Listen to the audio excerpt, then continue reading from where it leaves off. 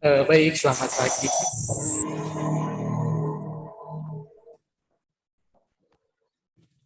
Jadi teman-teman pagi hari ini kita akan ada Zoom tentang penalaran matematika. PM mau PK?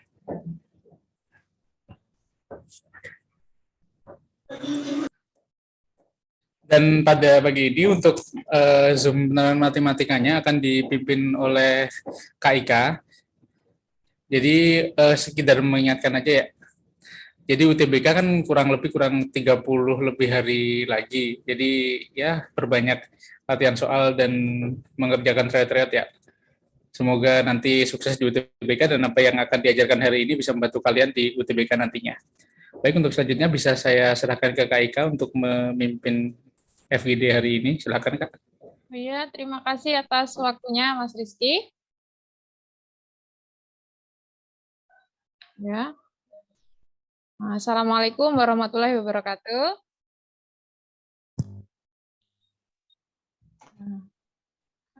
Dengar ya Mas suaranya? Dengar Mbak, aman. Oke. Ya. Untuk hari ini kita akan mempelajari tentang penalaran matematika. Ya. Langsung saja saya share dulu untuk materinya kali ini.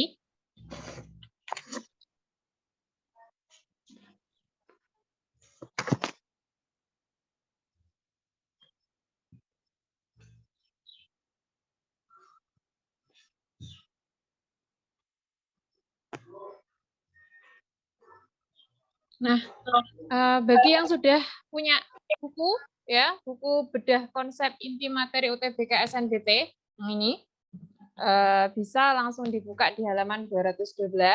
Bagi yang belum punya, bisa langsung didapatkan di marketplace di toko kalian masing-masing ya. Di ini bedah konsep inti materi UTBK SNBT terbitan dari Magenta. Oke.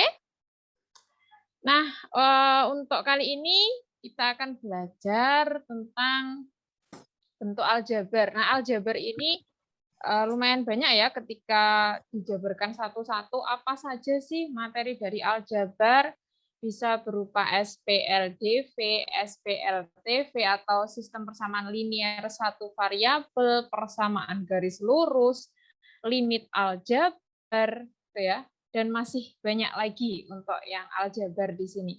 Nah, untuk aljabar itu biasanya kalau untuk penalaran matematika kan lebih banyak untuk soal cerita gitu ya. Nah, kalau soal cerita berarti agar mudah untuk memahaminya, saya harus menggunakan rumus yang mana? Berarti pertama-tama itu harus paham konsepnya dulu. Itu ya. Jadi harus paham konsep. Jadi ketika sudah paham konsep, kalian akan ketika saya nemu soal cerita seperti ini, saya harus menggunakan rumus ini.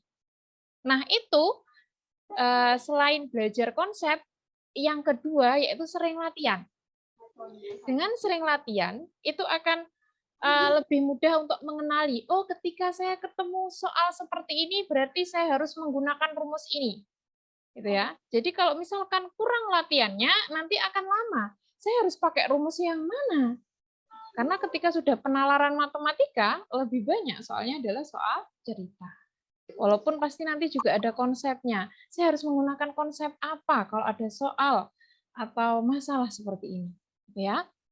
Oke, akan saya mulai untuk bentuk aljabar di sini. Saya kira sudah nggak ada masalah ini untuk istilah-istilah bentuk aljabar di mana ada variabel, gitu ya. Koefisien variabel ini berarti contohnya apa? X sama Y. Biasanya itu yang bisa diubah-ubah untuk nilai X sama Y-nya. Terus lagi koefisien. Berarti koefisien ini apa? Koefisien adalah bilangan yang melekat pada variabel gitu ya. Misalkan saya punya 2X. Oh, berarti koefisiennya berapa di sini? 2. Misalkan saya punya negatif 3Y. Oh, berarti koefisiennya ini berapa? Koefisiennya adalah negatif 3Y.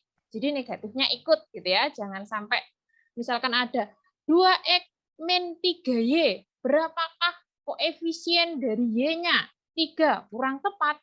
Koefisien dari Y-nya adalah yang benar adalah negatif 3. Gitu ya. Terus lagi untuk konstanta. Konstanta ini berarti adalah nilai yang tetap atau tanpa diikuti variabel. Nah, misalkan saya punya angka di sini ya. Nah, saya beri contoh saja di sini. Nah, saya punya di sini 2x min 3y plus 5, misalkan seperti ini. Oh, berarti di sini konstantanya yang mana? Konstantanya adalah 5. Atau di sini angka yang tetap tanpa diikuti variabel. Nah, kalau untuk derajat, ini seperti apa? Derajat itu berarti pangkat dari suatu variabel. Misalkan di sini untuk X-nya ini saya beri derajat atau pangkatnya 3. Oh, berarti di sini... Mbak, maaf, screen-nya belum ke-share. Kenapa? Belum? Oh iya, sebentar. Versinya belum, Mbak. Oh iya. Maaf. Sebentar. Iya. Oke. Oh iya. Sebentar. Iya, share screen dulu.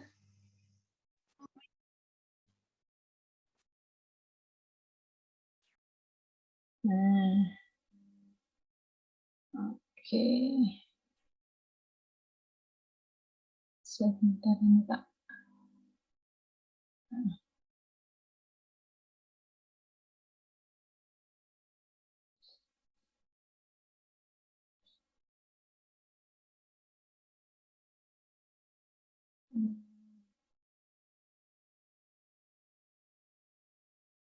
Nah, jadi ya. Oke, saya lanjutkan lagi. Di sini ada derajat. Derajat itu berarti pangkat dari suatu variabel. Bisa pangkat dari variabel X atau lagi untuk suku. Di sini bentuk aljabar yang dipisahkan dengan operasi penjumlahan atau pengurangan. Nah, misalkan masih ada suku yang sejenis, untuk mengetahui sukunya berapa, itu berarti ketika ada suku sejenis itu dijumlahkan atau dikurangi. Ya. Nah, terus lagi suku sejenis, suku yang mempunyai variabel dan derajat yang sama. Ketika memiliki variabel dan derajat yang sama, itu berarti boleh ditambahkan atau dikurangi. Contohnya di sini. Nah, ini. Di sini ada 2x plus 3y min 5. Oh, berarti variabelnya apa? Variabelnya adalah x dan y. Koefisiennya berapa? Koefisien dari x-nya adalah 2. Dan koefisien dari y-nya adalah 3.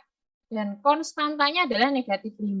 Nah, suku-sukunya berarti saja ada 2x, 3y, dan negatif 5. Ya, berarti ada berapa suku? Ya, sukunya ada 3. 2x dan negatif 5. Nggak ada yang mau ditanyakan ya di sini ya. Kalau belum ada, saya lanjutkan dulu. Nah, untuk operasi aljabar ini hati-hati ya. Untuk operasi aljabar, untuk penjumlahan dan pengurangan ini bisa ditambah atau dikurangi dengan syarat sukunya sejenis.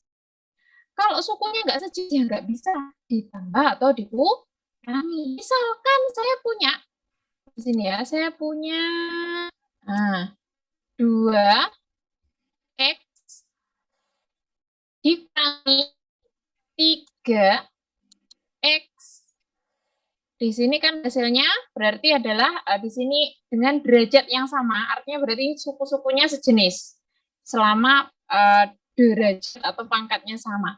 Oh, berarti di sini langsung apa yang dikurangi adalah koefisiennya saja. Berarti di sini 2 dikurangi 3. Oh, berarti hasilnya adalah negatif X. Ya, nggak ada masalah ya untuk penjumlahan dan pengurangan. Biasanya karena terburu-buru 2x dikurangi 3x, hasilnya adalah x kuadrat, min x kuadrat. Nggak benar itu ya. Baru kalau dikalikan, ini dikalikan, saya punya 2x, kemudian saya kalikan dengan apa di sini, min 3x. Kalau mau dikalikan bagaimana ya, langsung saja dikalikan, ini lebih mudah daripada dijumlahkan atau dikurangi gitu ya. Berarti di sini kalau misalkan sukunya nggak sejenis, bagaimana ketika dikalikan? Iya, enggak masalah, tinggal dikalikan saja. Berarti di sini kalau ada 2X dikali negatif 3X, berarti koefisiennya langsung saja dikalikan. Ya, berarti ketemu negatif 6. Nah, tidak hanya koefisiennya saja, tapi variabelnya juga dikalikan. X dikali X. Hati-hati ya, di sini X dikali X, bukan X, tapi adalah X pangkat 2. Gitu ya, tidak ada masalah ya dari sini ya. Ini juga berlaku untuk pembagian. Oh, berarti kalau pembagian sukunya nggak sejenis bagaimana? Iya, kalau misalkan nggak sejenis, ya berarti misalnya saya punya 2X, Y, saya bagi dengan Y, gitu ya. Nah, ini berarti yang bisa dicorek yang mana? Ya, yang bisa dicorek suku yang sejenis. Oh, berarti di sini Y-nya pangkat 1, di sini Y-nya pangkat 1, kecuali kalau misalkan di sini Y-nya ada pangkat 2-nya. Nah, kalau ada 2X kali Y per Y pangkat 2, misalkan di sini di pilihan ganda itu mintanya berupa pangkat positif. Berarti bagaimana untuk menyelesaikannya? Berarti di sini kita lihat yang atas ini pangkatnya 1, yang bawah 2. Artinya pangkat yang bawah lebih besar daripada pangkat yang atas. Kalau misalkan di pilihan ganda mintanya pangkatnya negatif, berarti pangkat yang rendah itu dibawa aja ke pangkat yang tinggi. Berarti artinya di sini nanti saya bawa ke bawah.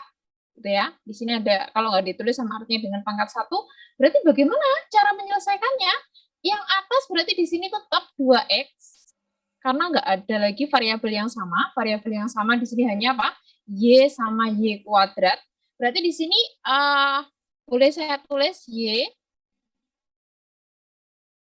atau boleh seperti ini, Y kuadrat itu sama artinya dengan apa? Atau lebih enaknya seperti ini, boleh dijabarkan seperti ini, di sini tetap Y kuadrat itu sama artinya dengan Y dikali Y. Nah, apakah atas sama bawah boleh saya coret? Boleh sekali. Coret. Nah, oh, berarti hasilnya di sini adalah apa?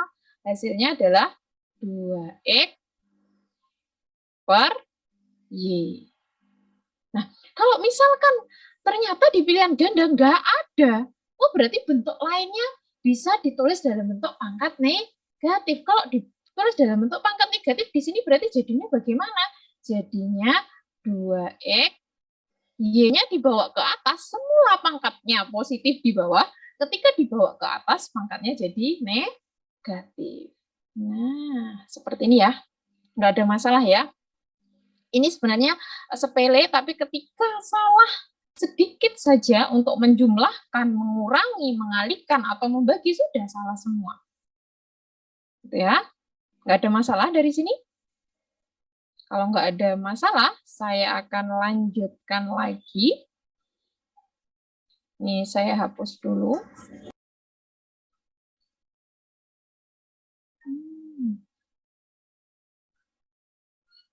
Oke. Selanjutnya, nah, di sini saya punya untuk pemfaktoran ya, untuk distributif. Selama di sini punya koefisien yang sama, berarti di sini A-nya boleh dikeluarkan. Kemudian yang berada di dalam kurung di sini berarti X plus Y. Di sini ikuti saja. Kalau di sini dikurangi, berarti di sini tandanya adalah pengurangan. Nah, kalau disuruh, nah ini yang biasanya sering keluar, selisih kuadrat. Nah, selisih kuadrat ini biasanya keluarnya ya, untuk selisih kuadrat di sini untuk merasionalkan penyebut itu menggunakan selisih kuadrat biar tidak ngitung satu-satu.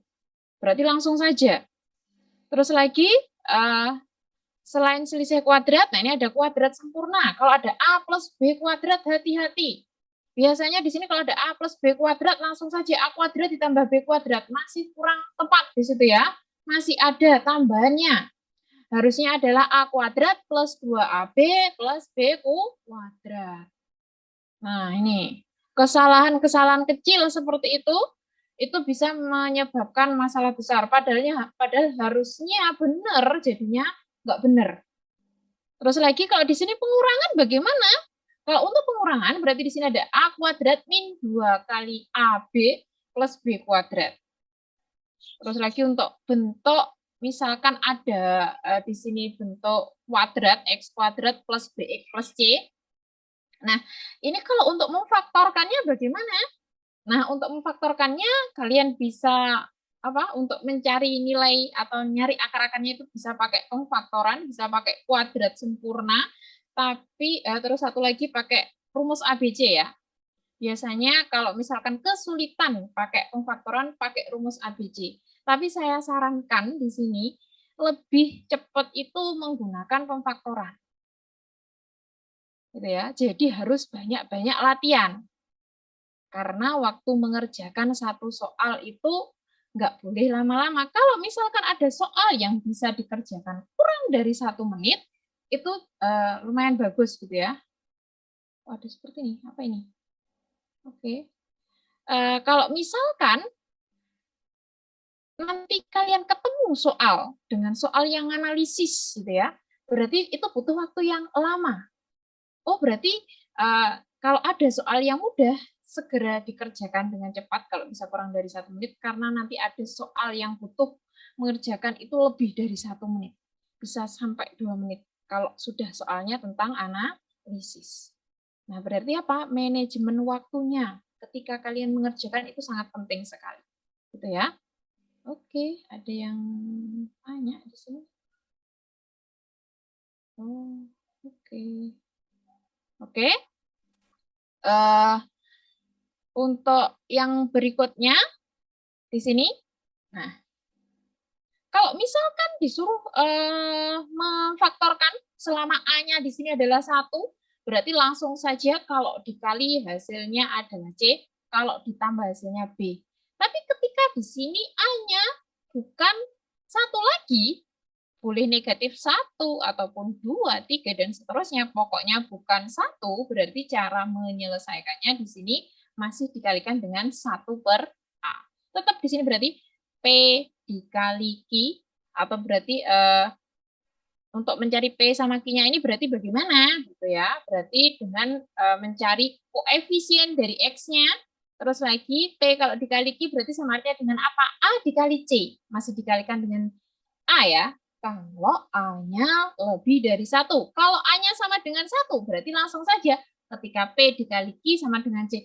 P sama Q-nya itu apa? Berarti kalau untuk A-nya sama dengan 1, P sama Q ini berarti sebagai salah satu faktornya. X plus P, X plus Q. Gitu ya. Berarti ini adalah faktor-faktornya. Saya kira juga sudah nggak ada masalah ketika kalian mau menyelesaikan dengan cara pemfaktoran, dengan cara rumus ABC. Kalau kuadrat sempurna saya kira sudah nggak perlu dipakai lagi untuk itu karena terlalu panjang di situ. Dan untuk berbentuk entah itu persamaan kuadrat, fungsi kuadrat, kalau pada TPS pengetahuan kuantitatif pada, kalau ini belajar penalaran ya, tapi ini untuk buat gambaran saja. Untuk PK yang dulu-dulu itu dari tahun 2019 sampai tahun 2022, entah itu persamaan kuadrat, fungsi kuadrat itu nggak pernah ketinggalan. Ini pun juga ada versi soal ceritanya, gitu ya, buat jaga-jaga. Oh, kalau nanti ketemu soal yang berkaitan dengan persamaan kuadrat atau fungsi kuadrat, berarti bagaimana? Apa saja, gitu ya, yang perlu dipelajari. Oke. Saya lanjutkan ya di sini ya. Saya lanjutkan ke materi berikutnya. Oke, nah ini langsung ke contoh soal ya. Contoh soal yang pertama di sini, misalkan saya punya P, Q, dan R menyatakan bilangan real yang memenuhi persamaan. Oke, enggak kelihatan. Nah, P plus 2Q, P plus 2Q plus 4R sama dengan 10. Berapakah nilai dari P? Nah, kalau sudah ketemu soal yang berupa seperti ini, berarti mau enggak mau di sini harus ngecek dulu. Apanya yang dicek? Dicek yang pertama. Ketika R-nya disubstitusi 2. Boleh sambil dicoba ya di sini ya. Boleh. Sebelum nanti dibahas untuk selanjutnya di sini ya. Boleh, silahkan untuk dicoba dulu. Ketika untuk pernyataan yang pertama saja, ketika R-nya di sini diganti 2, berarti sudah cukup atau belum untuk mencari nilai P-nya di sini. Boleh sambil di sini ya, tanya jawab di sini, sambil kerjakan contoh soal. Kalau sudah, terus lagi, ketika Q plus 2R sama dengan 3, disubstitusi ke sini. Kira-kira apakah sudah nemu nilai P-nya? Atau mungkin di sini belum nemu, di sini belum nemu, akhirnya dua-duanya bisa bersama-sama. Kan itu ya di pilihan ya. Atau di sini satu saja belum cukup, 2 saja juga belum cukup, berarti artinya nanti apa? Tapi kalau misalkan 1 saja sudah cukup, terus 2 saja sudah cukup, berarti nanti tinggal dipilih saja. Nggak perlu mencari nilai akhirnya. Yang penting, oh saya sudah bisa nyari nilai P-nya. Gitu. Penekanannya di situ. Sudah ketemu, sudah bisa atau belum untuk mencari nilai P-nya. Oke, boleh dicoba. Saya beri waktu 1 menit ini.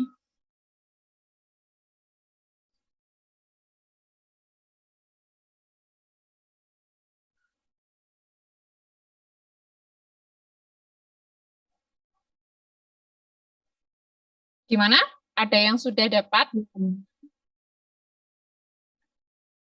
Untuk pernyataan 1 saja, gimana? Berarti ini tinggal disubstitusi saja ketika R-nya di sini diganti dengan? Ya? Bagaimana?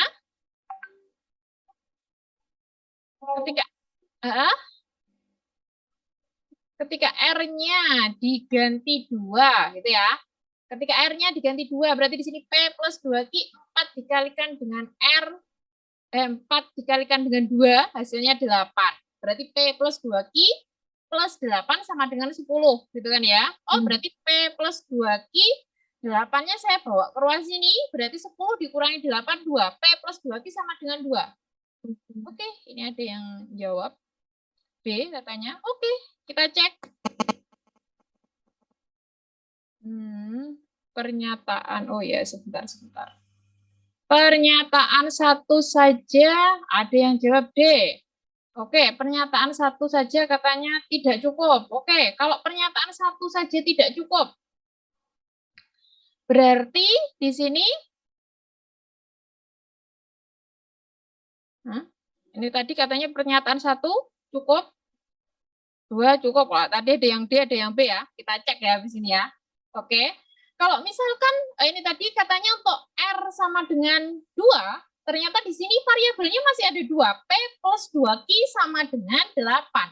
Bisa nggak untuk mencari nilai P-nya di situ? Sedangkan Q-nya sudah nggak ada informasi lagi. Berarti masih belum bisa ya di sini ya. Ada yang C, ada yang D. Oke, kita cek habis ini. Oke.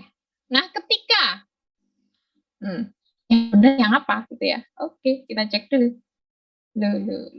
Sebentar. Nah, ini dia. Tadi sudah dihitung ketika ketemu nyari P-nya, ternyata di sini ya, dengan cara tadi P-nya sama dengan 2 min 2Q, atau tadi P plus 2Q sama dengan 2.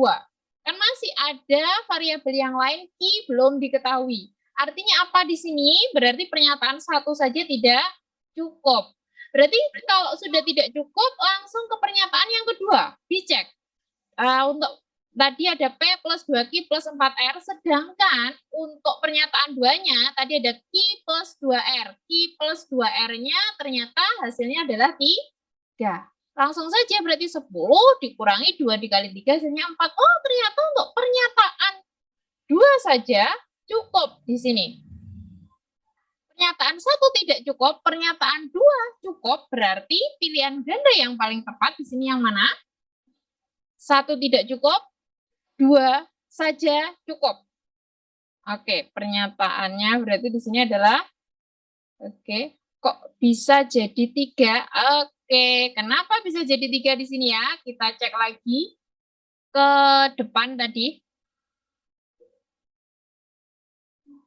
Nah, di sini pada pernyataan yang kedua ada Q plus 2R sama dengan 3. Gitu ya. Atau saya tulis aja lagi di sini. Ada pernyataan. Nah, pernyataan 2 tadi. Nah, ini. Di sini sudah ada ya. Pernyataan 2 tadi itu ada Q plus 2R sama dengan 3. Oh, berarti di sini kalau ada 2Q plus 4R, ini kan 2-nya berarti boleh ya saya keluarkan ya. 2-nya saya keluarkan, berarti di sini Q plus 2R. Ketika saya kembalikan 2 kali Q ya 2Q. Gitu ya. Terus lagi ini dibawa ke ruas mana? Ke ruas kanan.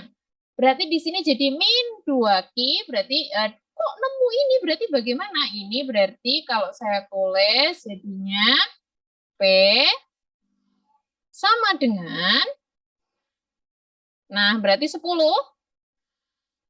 Sebelum ke sini ya, saya kurangi apa? 2Q bawa ke sini plus jadi min, jadi 2Q.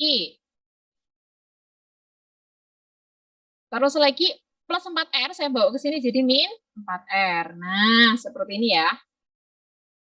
Kemudian baru ke langkah ini. Ini langkahnya langsung saja gitu ya. Berarti P sama dengan 10 min 2 Q min 4R. Oh, ini min 2-nya saya keluarkan boleh-boleh. Berarti yang ada di dalam, di sini tinggal Q plus 2R. Min 2Q, ya min 2Q, min 2 dikalikan plus 2R jadinya min 4R. Ketika saya kembalikan, balik lagi ke sini. Nah, di sini sudah diketahui Q plus 2R-nya itu sama dengan 3. Oh, Q plus 2R ini bisa saya ganti dengan 3. Gitu ya. Berarti 10 dikurangi 2 kali 3. Artinya berarti 10 dikurangi 6. Hasilnya adalah 4. Oh, berarti ternyata pada pernyataan 2 saja cukup untuk mendapatkan nilai P. P-nya sudah ketemu. P-nya ketemu berapa? P-nya ketemu 4. Ini. Dah, ada yang mau ditanyakan di sini? Silahkan. Boleh. Kalau tidak ada, saya lanjutkan lagi ya di sini ya. Sudah paham ya yang tanya tadi ya? Oke. Saya lanjutkan ke nomor berikutnya. Nah, berarti pilihan ganda yang tepat adalah B. 1 saja tidak cukup, 2 saja yang cukup. Soal yang kedua ini bisa dibuka di buku bedah konsep inti materi UTBK SNBT gitu ya. Di halaman 213 di sini masih konsep tentang, masih ada maaf sebentar. Nah, ini konsep dari ini tadi. Konsep dari bilangan bulat ya di sini ya. Konsep bilangan bulat, aljabar jadi 1. Oh, berarti kalau di sini ada P sama dengan 5, P-nya di sini sudah ditentukan, itu sama dengan 5, dan dikatakan XY atau variabel XY ini merupakan bilangan bulat yang memenuhi X min P dikali Y min P sama dengan 6. Maka X plus Y yang memenuhi berapa saja di sini? Nah, hati-hati di sini. Berarti kalau ada perkalian, kita misalkan aja X min P ini adalah suatu bilangan bulat dan Y min P juga merupakan bilangan bulat. Ketika dikalikan itu hasilnya 6. Karena di sini dikatakan bilangan bulat itu ada bilangan bulat positif, juga bilangan bulat negatif. Berarti faktor dari 6 itu berapa saja? Boleh dicoba dulu. Nah, faktor dari 6 itu berapa saja? Ini sambil mengulang materi yang ketika kalian SD dulu ya. SD atau di MI dulu. Nah, faktor dari 6 itu berapa saja? Tapi di sini sudah diberitahu bilangan bulat saja. Berarti boleh positif, boleh negatif. Boleh dicoba untuk menyebutkan dulu. Sambil biar paham konsepnya ya di sini ya. Konsep dari apa? Bilangan bulat digabung dengan aljabar.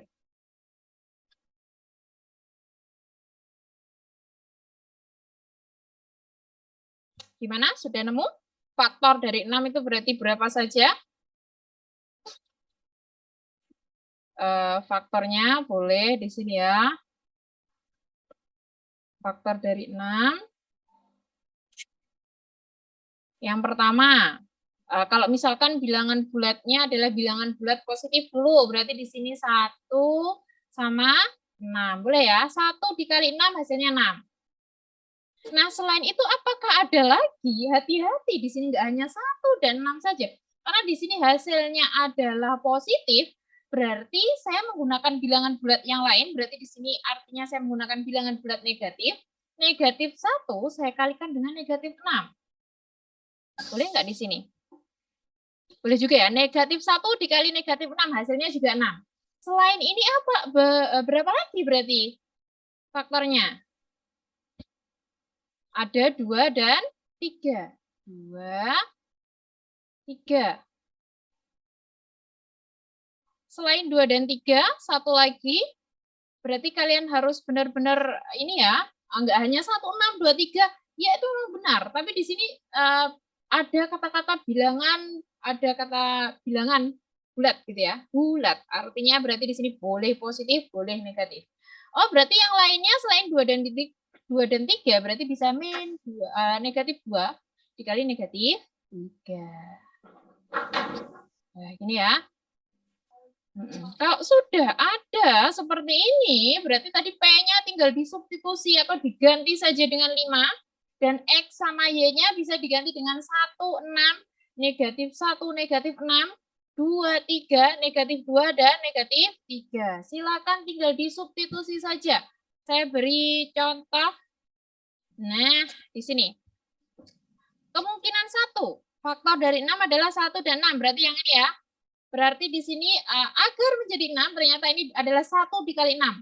X min 5. P-nya tadi diganti 5. X min 5 berarti harus sama dengan berapa di sini? 1. X min 5 sama dengan 1, berarti di sini min 5-nya seperti biasa ya. X-nya berarti nilainya berapa? 6. Oh, kalau di sini Y min 5. Y min 5 sama dengan 6, berarti Y-nya di sini harus berapa? Y-nya adalah 11. Sedangkan tadi, ingat, yang ditanyakan adalah nilai dari X plus Y. X-nya tadi 6, Y-nya 11. Oh, berarti di sini 6 tambah 11, 17. Kalau misalkan dibalik, apakah boleh? Boleh. Misalkan di sini X-nya adalah 6, Y-nya 1. Enggak masalah.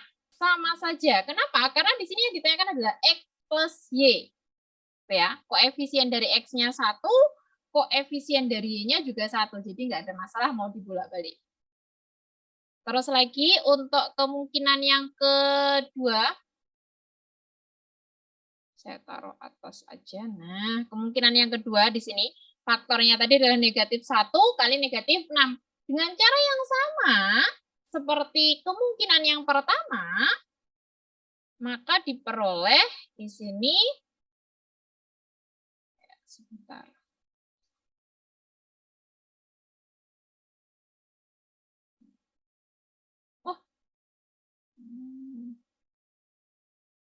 Oh, ternyata masih di sebelah sininya ya. Oke. Berarti di sini ketika tadi X-nya negatif, maaf, berapa tadi? Faktornya negatif 1 dan negatif 6, maka diperoleh hasilnya seperti ini.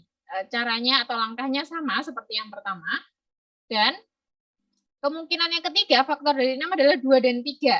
Dengan cara yang sama untuk mencari nilai X dan Y-nya, ini tadi hasilnya 3, yang pertama tadi hasilnya 17, dan yang kemungkinan yang ketiga, di sini tinggal ditambahkan saja 7 ditambah 8, maka hasilnya adalah 15, dan kemungkinan yang terakhir yaitu negatif 2 dan negatif 3, ternyata ketika dicari nilai X sama Y-nya sudah ketemu, ketika dijumlahkan hasilnya adalah 5.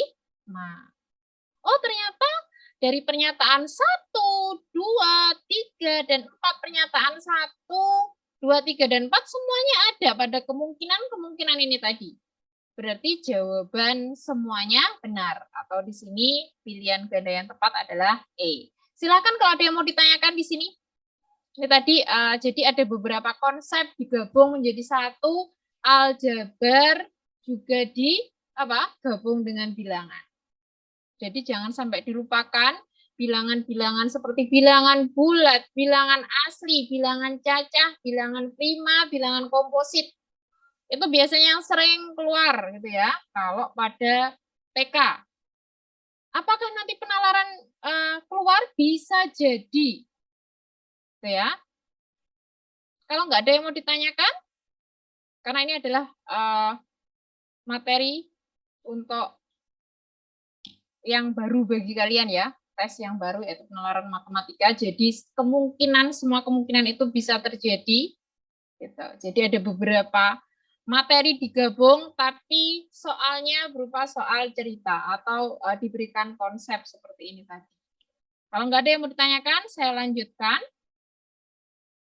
Nah, di sini saya punya fungsi permintaan yang dihadapi oleh produsen produk minuman teh ditunjukkan oleh, nah ini ada fungsi kuadrat. Hati-hati di sini dalam ribuan dengan P menyatakan harga permintaan, sedangkan Q menyatakan kuantitas atau jumlah dari produk. Berdasarkan soal di atas, benar atau salahkah pernyataan-pernyataan berikut? Jadi di sini ada beberapa pernyataan seperti ini, jadi nanti tinggal dikasih, misalkan di sini nanti tinggal diklik aja ya kalau di soalnya nanti, benar atau salah pernyataan yang pertama.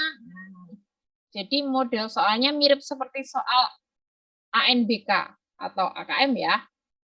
Harga permintaan jika barang yang ditawarkan sebanyak 5 unit adalah 525.000. Benar nggak di sini? Dicek dulu untuk pernyataan yang pertama nanti. Terus pernyataan yang kedua, jumlah barang maksimal yang ditawarkan adalah 11 unit. Terus lagi untuk pernyataan yang ketiga, banyak barang jika harga permintaan, berarti P-nya di sini nanti, karena di sini dikatakan harga permintaannya adalah 546.000. Berarti di sini produknya yang diminta adalah 15. Gitu ya. Oke, kita cek dulu di sini. Jadi benar atau salah. Ketika kalian ngerjakan misal nih ya, hati-hati di sini kalau ada soal seperti ini pernyataan benar salah, ngerjakan yang pertama benar. Ngerjakan yang kedua ternyata salah, ya berarti salah semua. Jadi semuanya ini harus benar. Oh, kalau ada soal seperti ini berarti bagaimana? Mau enggak mau, kalau misalkan soalnya tidak terlalu sulit, gitu ya, mudah dipahami, oh berarti saya harus menggunakan rumus ini ketika saya ketemu soal cerita seperti ini. Jadi untuk per ininya, kalau bisa ngerjakannya kurang dari 1 menit ya di sini ya. Kalau di sini ada berapa pernyataan? Ada 3 pernyataan. Oke, saya lanjutkan dulu. Nah, untuk yang pertama tadi harga permintaan jika barang yang ditawarkan sebanyak 5 unit itu adalah 525.000. Diketahui P-nya ini. Oh, berarti harga permintaan jika barang yang ditawarkan sebanyak 5, berarti Q-nya di sini tinggal ganti saja 5. Nah, ketika diganti 5 atau disubstitusi Q-nya ini ya, disubstitusi dengan angka 5, maka diperoleh, nah ini, 441 ini tadi sebagai konstanta, ditambah 22, Q-nya diganti 5, dikurangi Q kuadrat, berarti 5 dikuadratkan. Ternyata setelah dihitung, hasilnya adalah 526. Sedangkan pada pernyataan yang pertama, di sini katanya 525. Berarti kurang benar ya di sini ya. Harusnya 526. Pernyataan 1 salah. Nanti tinggal dicentang saja salah berarti pernyataan 1. Nah, untuk pernyataan yang kedua, oke, jumlah barang maksimal yang ditawarkan adalah 11 unit. Kalau ditanyakan jumlah barang maksimal, di sini berarti bisa menggunakan apa? Menggunakan nyari nilai apa? Itu ya. Titik puncak atau titik balik di sini ya. Tapi yang perlu kalau di AX kuadrat plus BX plus C itu, oh berarti yang dicari apanya nih? X-nya atau Y-nya? Yang dicari adalah X-nya. Lah rumus X-nya bagaimana? Atau nyari sumbu simetrinya di sini. Karena yang ditanya adalah jumlah barangnya. Kalau yang ditanyakan harga maksimalnya, berarti yang ditanyakan adalah P-nya. Gitu ya. Karena di sini yang diminta adalah jumlah barang maksimal, artinya di sini Q-nya, berarti yang diminta Q maksimalnya berarti min B per 2A. Nggak ada masalah ya untuk rumus ini ya. Balik lagi ke apa sih ini? Ke fungsi kuadrat. Nah, kalau sudah berarti bagaimana? Ya tinggal disubstitusi saja. A-nya berapa sih di sini? A-nya adalah negatif 1, B-nya adalah 22. Berarti di sini 22 dikali negatif per 2 dikali negatif 1 hasilnya adalah 11. Oh, berarti pernyataan yang kedua benar di sini. Nah, untuk yang pernyataan yang ketiga, banyak barang jika harga permintaan, nah harga permintaannya di sini diganti 546.000. Untuk Q-nya itu hasilnya adalah 15. Kita cek dulu. Berarti ketika P-nya disubstitusi ternyata membentuk suatu persamaan kuadrat. Nah, kalau sudah membentuk suatu persamaan kuadrat di sini, tinggal difaktorkan saja ketika Q-nya di sini adalah koefisien dari Q kuadratnya 1, seperti tadi ya tips triknya.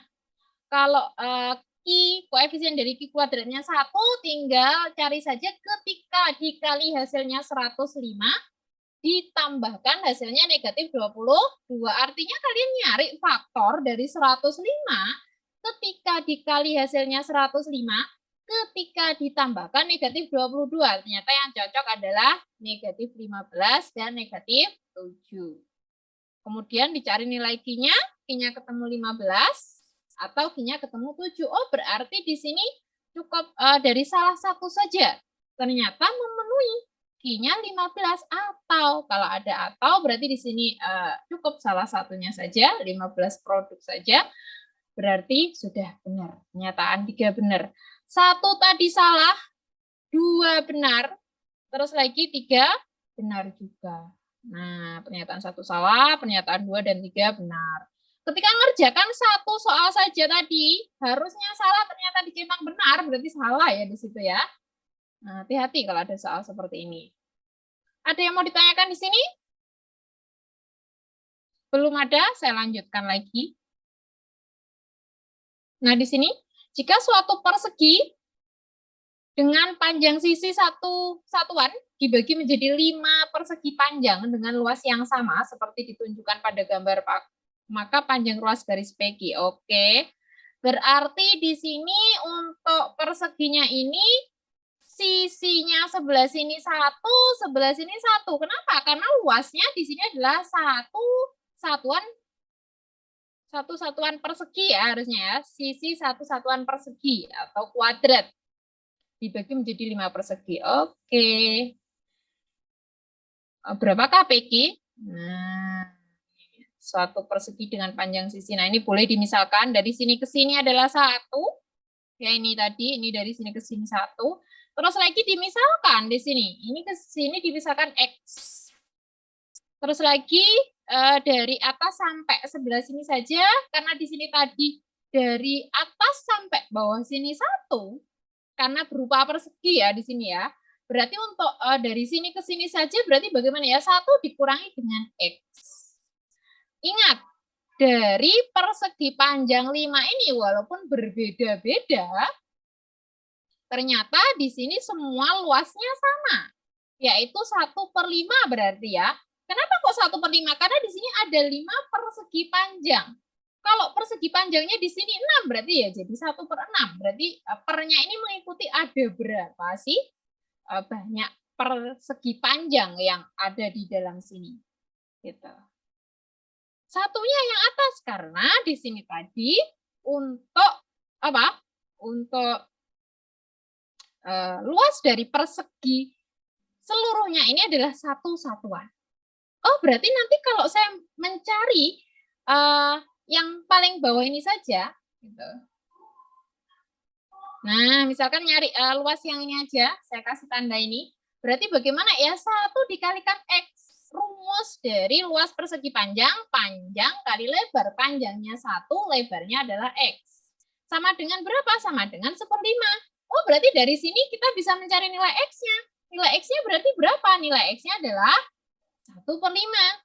Nilai X sudah ketemu. Nah, kalau sudah berarti bagaimana langkah selanjutnya? Langkah selanjutnya berarti di sini ada, tadi kan yang ditanyakan adalah PQ ya. Nah, maaf. Ini harusnya secara lurus aja gitu ya. Nah, ini kan berarti ada 2. Ada 2 persegi panjang. 2 persegi panjang. Oh, berarti kalau misalkan disuruh nyari setengahnya ini saja, dengan apa ini tadi? Nah, di sini. Berarti untuk 1 dikali X, 1 dikali X, itu berarti sama dengan setengahnya dari luas persegi panjang 2 ini ya, setengah dikali 1 min X. Kenapa kok dikalikan setengah? Karena di sini ada 2 persegi panjang. Dikali dengan di sini dimisalkan, nah, setengah dikali 1 min X, ini sebagai lebarnya, misalkan PQ-nya ini sebagai panjangnya. Oh, berarti dari sini bisa diperoleh nilai PQ-nya, bisa. Karena tadi X-nya sudah nemu. X-nya sudah nemu 1/5. Tinggal disubstitusi saja. Oh, berarti ini tadi merupakan aplikasi dari apa? Aplikasi dari aljabar linear satu variabel. Digabung dengan apa? Digabung dengan bangun datar. Gitu ya. Nah, kalau sudah berarti bagaimana X yang ada di sini tinggal diganti saja 1/5. 2 dikali 1/5 sama dengan 1 dikurangi 1/5, ketemu 4/5, PQ. Oh, berarti di sini untuk nyari PQ-nya bagaimana? 5-nya yang di bawah ini boleh langsung dicoret. Oh, berarti PQ-nya sama dengan berapa? PQ-nya sama dengan 2/4. Atau disederhanakan jadi setengah. Oh, berarti jawaban yang paling tepat apa di sini? Jawabannya adalah yang B. Silakan kalau ada yang mau ditanyakan, boleh. Kalau nggak ada, saya lanjutkan lagi. Oke. Nah, di sini. Ini juga masih di aljabar ya. Gali mempunyai sekantong bola berwarna merah, biru, dan putih. Perbandingan antara banyak bola merah dan biru adalah 3/4. Jika jumlah bola merah dan putih adalah 27. Sebentar. Nah, ini. Jika 2 kali banyak bola biru ditambah banyak bola putih sama dengan 37. Berarti di sini ada 3 pernyataan perbandingan bola merah dan biru itu adalah 3/4. Terus lagi jumlah bola merah dan putih adalah 27. Jika 2 kali banyak bola biru ditambah banyak bola putih sama dengan 37. Nah, ternyata di sini disuruh nyari apa? Disuruh checklist. Pernyataan yang benar itu berarti yang mana saja? Ini ketika checklistnya, misalkan yang benar hanya ini saja. Padahal harusnya yang benar ada 3, misalkan seperti itu. Berarti juga nggak benar. Jadi ketika mengerjakan soal yang seperti ini, harus benar-benar fokus dan tahu, oh berarti saya harus menggunakan rumus apa ketika menemukan soal seperti 68. Ya, kira-kira untuk 68 ini untuk menyelesaikannya dengan cara apa? Kalau ada soal seperti ini. Mungkin ada yang bisa jawab, silahkan, boleh. Sebelum ke pembahasannya ya. Nah, boleh ditebak dulu. Kombinasi? Kurang tepat untuk kombinasi. Yang lainnya mungkin mirip seperti kombinasi ya, tapi bukan. Tidak sampai ke integral? Tidak. Tidak sampai ke integral. Ini masih untuk peluang belum pakai substitusi atau pakai apa di sini sistem persamaan linear. Kalau di sini ada berapa variabel? Ada bola berwarna merah, biru, dan putih. Artinya berarti menggunakan SPLTV atau sistem persamaan linear 3 variabel. Berarti pakai substitusi, eliminasi. Nah, itu yang paling cocok. Itu ya. Oke, kita bahas. Kita bahas dulu. Nah, ini sekilas memang kalau hanya sekilas saja, oh ini biasanya materi peluang seperti ini gitu ya, kombinasi gitu. Tapi ternyata menggunakan SPLTV. Oke, sebentar dulu.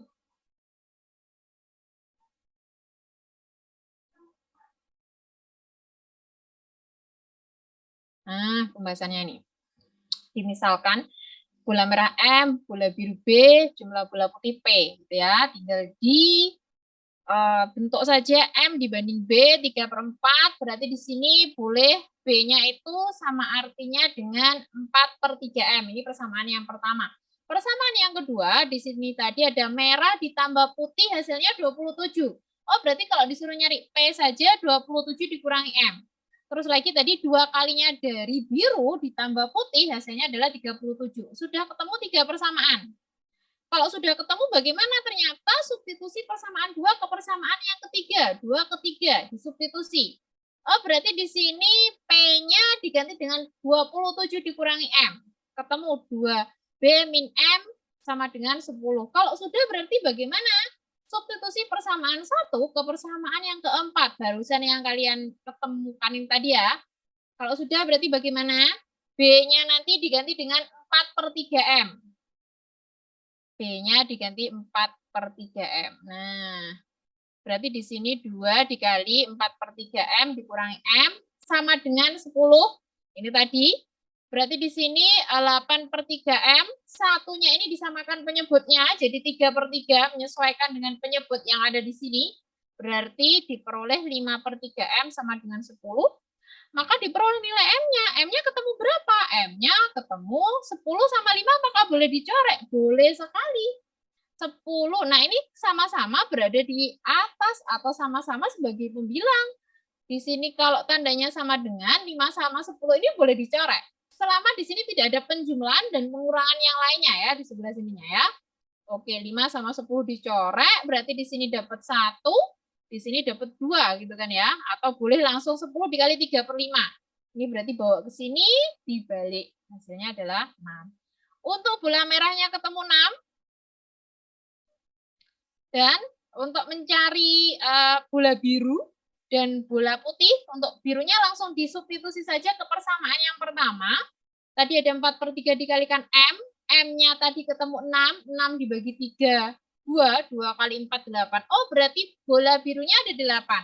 Nah, untuk mencari nilai P-nya, substitusi nilai M sama dengan 6 ke persamaan yang kedua. Tadi P sama dengan 27 dikurangi M. Ternyata P-nya ketemu 21. Kalau misalkan saya menggunakan pakai eliminasi saja, boleh enggak? Boleh sekali, terserah. Mana yang menurut kalian mudah, itu gunakan. Nggak harus pakai substitusi saja.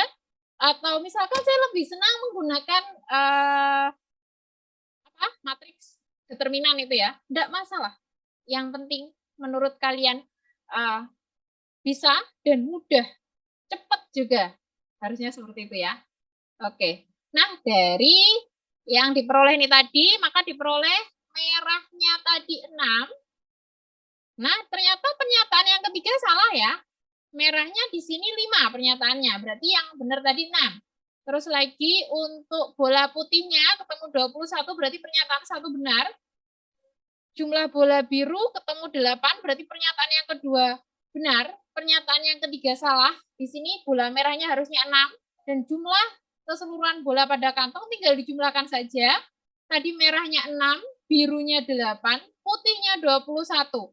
Ketika ditambahkan, ternyata hasilnya di sini adalah 35. Oh, berarti pernyataan 4 juga salah. Harusnya di sini adalah di sini harusnya 35, tapi pernyataan 4-nya adalah 34. Ini tinggal dicentang-centang saja yang diminta benar.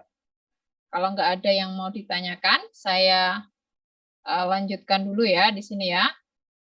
Nah, untuk persamaan garis lurus di sini bentuk umumnya di sini ada Y sama dengan AX plus B atau AX plus BY plus C sama dengan 0. Jadi bentuk umumnya ada 2. Oh, kalau bentuk umumnya seperti ini berarti gradiennya berapa? Kalau bentuk umumnya Y sama dengan AX plus B, berarti koefisien dari X-nya ini merupakan gradien. Gitu ya. Kalau bentuknya seperti yang sebelah kanannya ini, AX plus BY plus C, untuk mencari gradiennya bagaimana? Min A per B. Ketika variabel X dan Y dalam satu ruas, untuk C-nya tidak ngaruh di sini, entah itu C-nya di ruas yang sama atau di ruas yang berbeda. Jadi nggak ada masalah. Untuk mencari gradiennya yaitu min A per B. Nah, kalau misalkan diketahui 2 titik yang berbeda, untuk mencari gradien garisnya bagaimana? Ingat ya, yang di atas itu adalah Y-nya. Yang di bawah adalah X untuk mencari gradien. Gradien itu adalah Y per X. Oh, kalau dari dua titik yang berbeda di sini, berarti Y2 dikurangi Y1 per X2 dikurangi X1. Itu ya. Nah, untuk mencari, nah ini juga sudah, ini tadi Y sama dengan AX plus B, berarti koefisien dari X selama di sini, koefisien dari Y-nya 1 ya, berarti di sini gradiennya sama dengan A. Oke, nah kalau misalkan miringnya di sini, nah jadi dengan melihat miringnya ke arah mana? Kalau ada suatu grafik seperti ini, miringnya ke kiri berarti gradiennya adalah negatif. Kalau misalkan di sini saya punya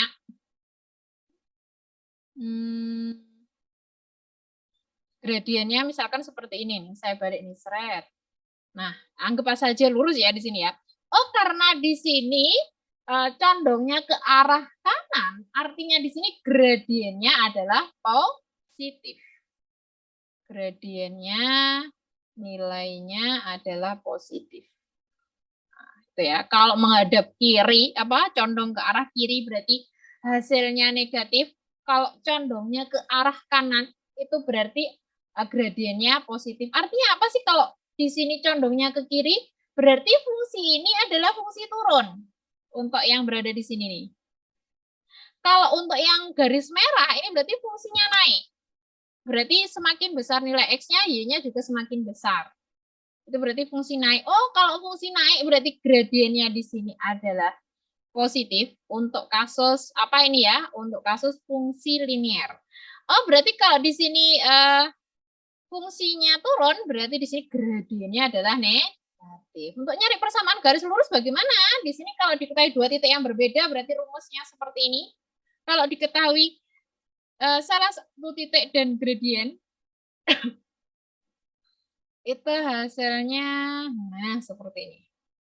Y min Y1 sama dengan M dikali X min X1. Saya kira juga sudah nggak ada masalah karena ini sering diulang-ulang bahkan di kelas 11 kemarin, di kelas 12 gitu ya. Ada lagi nyari persamaan garis lurus dengan memanfaatkan fungsi turunan fungsi ya. Nah, itu. Terus lagi kalau misalkan ada suatu grafik kalian disuruh nyari pertidaksamaan atau persamaannya bagaimana? Berarti langsung saja di sini ya. Ini adalah ini adalah sumbu X, di sini adalah sumbu Y. Caranya bagaimana? Berarti A-nya ini saya kalikan dengan X, AX, B-nya ini saya kalikan dengan Y. Oh, berarti tanpa menghitung pun bisa-bisa dengan melihat. Oh, berarti di sini nanti A-nya ini atau yang berada pada sumbu Y itu dikalikan X, yang berada pada sumbu X dikalikan dengan Y sama dengan AB. Kalau misalkan di pilihan ganda masih belum ada, berarti harus diapakan? Harus disederhanakan mungkin atau mungkin dikalikan dengan berapa gitu agar ada di pilihan ganda. Gitu ya, bebas berarti di sini boleh dibagi atau boleh dikalikan disesuaikan yang ada di pilihan ganda. Misal di pilihan ganda ternyata semuanya dibawa ke ruas kiri. Yang ruas kanan harus mungkin lebih dari sama dengan, kurang dari sama dengan, atau sama dengan 0 gitu ya. Jadi menyesuaikan kalau untuk itu. Nah, hubungan dua garis, jika dua garis sejajar, maka M1 sama dengan M2. Yang sejajar itu seperti apa? Misalkan aja seperti ini. Maaf. Harusnya ini adalah suatu garis lurus gitu ya. Nah, ini ketika saya perpanjang garis lurus ini dia nggak akan pernah bertemu di ujung-ujungnya, baik ke atas maupun ke bawah itu nggak pernah ketemu. Sedangkan kalau saling tegak lurus, nah ini berarti membentuk apa? Sudut siku. Oh, ketika gradien 1 dikalikan gradien 2 harus sama dengan negatif 1. Saya lanjutkan lagi di sini. Oke, ini saya hapus dulu.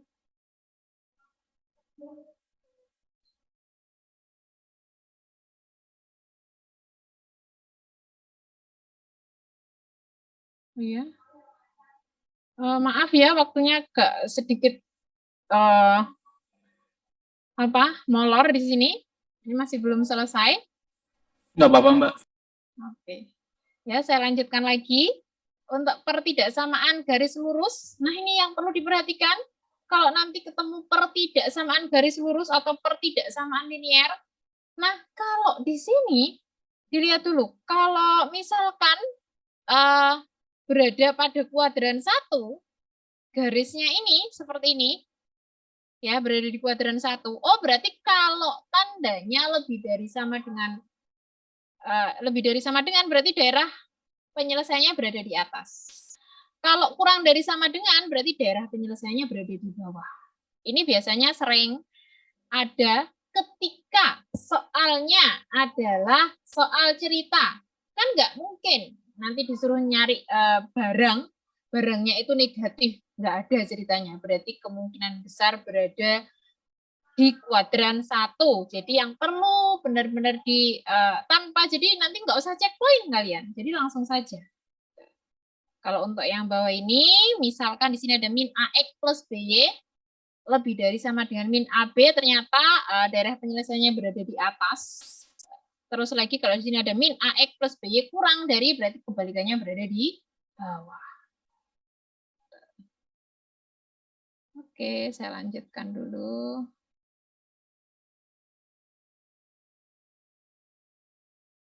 Nah, ini untuk X dan Y bilangan real tak negatif.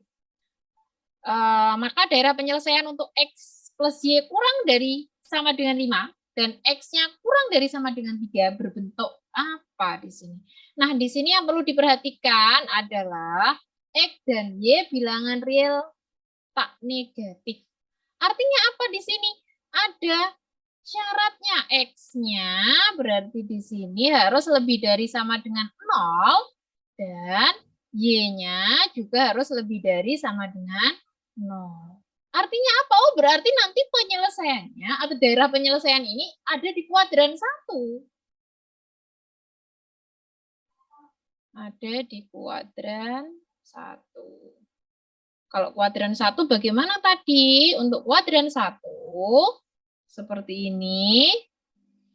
Tadi di sini yang tandanya lebih dari, daerah penyelesaiannya berarti di atas. Kalau tandanya kurang dari, penyelesaiannya berada di bawah. Nah, ternyata di sini di soal X plus Y kurang dari sama dengan 5. Artinya berarti daerah penyelesaiannya nanti berada di apa? Bawah ya di sini ya. Kalau saya gambar seperti ini. Berarti nyari titik potong sumbu X dan titik potong sumbu Y saya kira juga sudah nggak ada masalah kalian. Nyari titik potong sumbu X sama sumbu Y-nya. Di sini berarti 5, di sini 5. Nah, ini daerah penyelesaiannya berarti berada di bawahnya ya. Terus lagi ingat, di sini ada X kurang dari sama dengan 3. Berarti di sini ada garis lurus. Aduh. Anggap aja lurus. Nah, ini adalah misalkan X-nya sama dengan 3. Nah, artinya apa? Karena kurang dari, berarti daerah yang diarsir adalah yang berada di sebelah sini saja. Nah, daerah yang saya arsir ini merupakan atau berbentuk apa di sini? Di sini, ini berarti ada 2 garis sejajar, yaitu X sama dengan 3 sama Y ini sejajar. Ya, berarti membentuk apa di sini? Membentuk trapesium. Oke, nggak ada masalah ya dari sini ya. Oke, nah ini. Jadi berbentuk trapesium. Saya lanjutkan lagi. Oke, nah hati-hati. Kalau ada soal, ternyata di sini garisnya ada putus-putusnya. Artinya apa? Kalau garisnya putus-putus, tandanya adalah kurang dari dan lebih dari saja. Tidak ada sama dengannya. Gitu ya. Tadi, oh ini kok sudah keluar duluan ya. Oke. Di sini, kalau misalkan tadi, nah, berarti membuat dulu di sini. 5-nya dikalikan dengan X, 3-nya dikalikan dengan Y. Pakai cara cepatnya tadi ya. Tips-triksnya tadi. Kalau ada soal seperti ini, berarti bagaimana? 3 dikalikan dengan Y, 5 dikalikan X. Berarti di sini nanti ketemu 5X plus 3Y, karena di sini berada di kuadran 1. Kalau daerah penyelesaiannya berada di atas, berarti tandanya adalah lebih dari. Nah, berarti jawaban yang paling tepat yang mana? 5 kali X, 5X, plus 3 kali Y, 3Y, lebih dari 15. Sudah. Dengan melihat saja sudah ketemu di sini ya. Oke. Nah, ini tips triknya. Ada matematikanya juga. Ada matematikanya juga. Oke.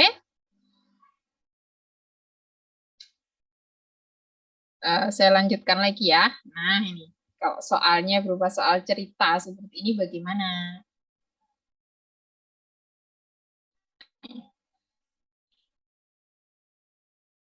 Erlangga membuat pakaian wanita dan pria. Nah, ini berarti balik lagi ke kelas berapa? Ke kelas 11. Nah, ini disuruh nyari fungsi kendalanya dari soal di atas. Berarti kan harus dimisalkan dulu. Hati-hati cara memisalkannya di sini. Cara memisalkannya adalah berarti dengan melihat yang berada di bawah. Di sini jika pakaian wanita dijual dengan harga 250, berarti di sini pakaian wanita ini dimisalkan X, misalkan seperti itu, dan ya seperti itu ya. Nah, seperti ini. Ternyata ini ada apa lagi? Ada batik. Hati-hati untuk menyelesaikannya. Ada kain polos batik, terus lagi ada baju wanita dan pria. Jadi untuk misalkan ini yang dilihat adalah yang paling bawah. Kalimat paling bawah di sini. Karena yang dijual ini adalah pakaian wanita dan pakaian pria. Nah, ini berarti pakaian wanita dan prianya nanti dimisalkan X. Berarti nanti di sini 2X dikali, ini tadi berarti dimisalkan dengan X. Nah, boleh ditulis seperti ini. Di sini Y. Nah, berarti diapakan ya? Tinggal dikalikan aja. 2X plus Y. Apa di sini? Kurang dari sama dengan. Berarti karena persediaan kain hanya 36, berarti kurang dari sama dengan. Terus lagi untuk kain polosnya, berarti di sini X plus 2Y juga kurang dari sama dengan 30. Gitu ya. Berarti di sini untuk X-nya harus lebih dari sama dengan 0 dan Y-nya juga harus lebih dari sama dengan 0. Karena nggak mungkin negatif. Oke, pilihan ganda yang tepat berarti yang mana? 2X plus Y kurang dari 36. 2X plus 2Y kurang dari sama dengan 30. Nah, oke, jawabannya yang tepat adalah yang D. Soal yang terakhir di sini. Yang ditanya apa di sini? Yang ditanya adalah pendapatan maksimumnya yang diperoleh penjahit dari model matematika yang sudah didapat di halaman di nomor tadi ya, nomor 64. Maka di sini dicari ya. Tadi ada apa saja sih? Ada sebentar. Balik lagi ke sana ya. Yang tadi ada 2. Oh, ini ada 2X plus Y. Berarti di sini ada 2X plus Y. Kok bisa nemu seperti ini gitu ya. 2X plus Y.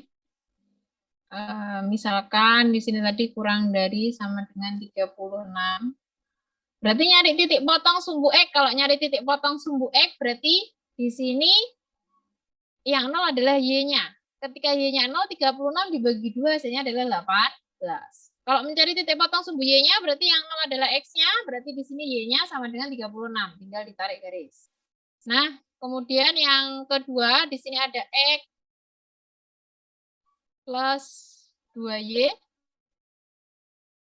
itu kurang dari sama dengan 30 dengan cara yang sama. Nyari titik potong sumbu X. Kalau nyari titik potong sumbu X berarti yang 0 adalah Y-nya. Berarti X-nya sama dengan 30. Berarti di sini 30,0. Terus lagi kalau mencari titik potong sumbu Y,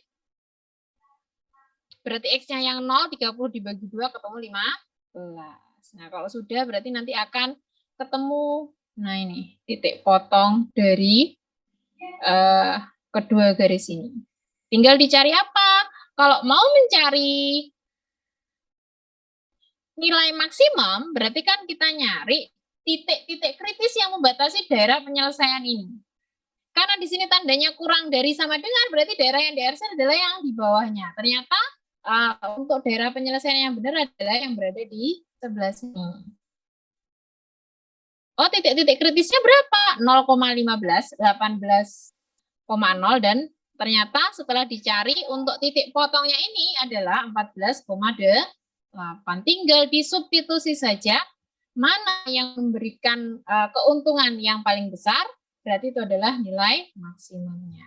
Sudah nggak ada masalah ya dari sini ya? Silakan, boleh kalau ada yang mau ditanyakan. Tidak ada yang mau ditanyakan?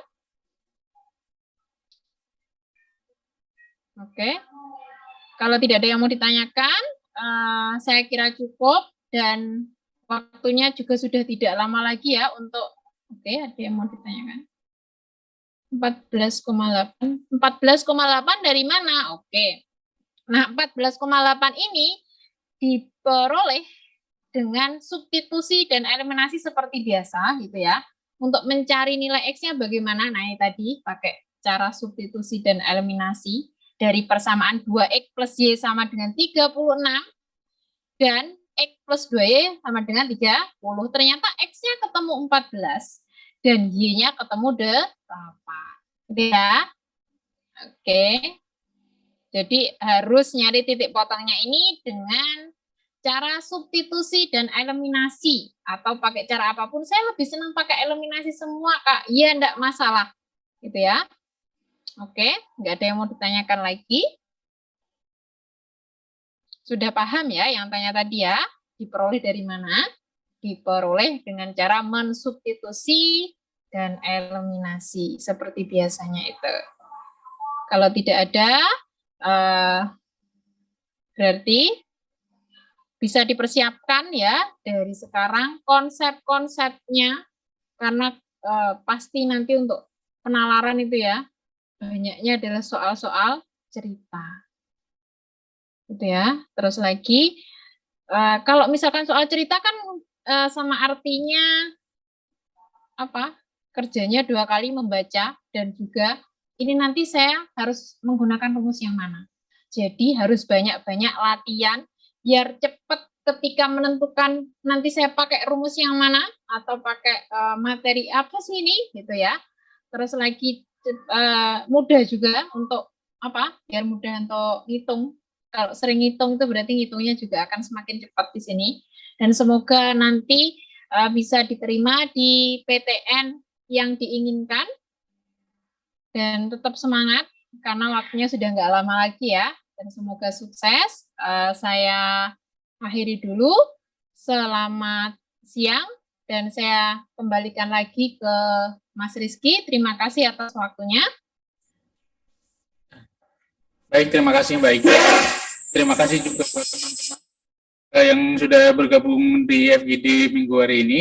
Semoga ilmu yang diajarkan hari ini bermanfaat dan bisa membantu kalian di UTBK sebulan lagi. Baik, terima kasih. Assalamualaikum warahmatullahi wabarakatuh.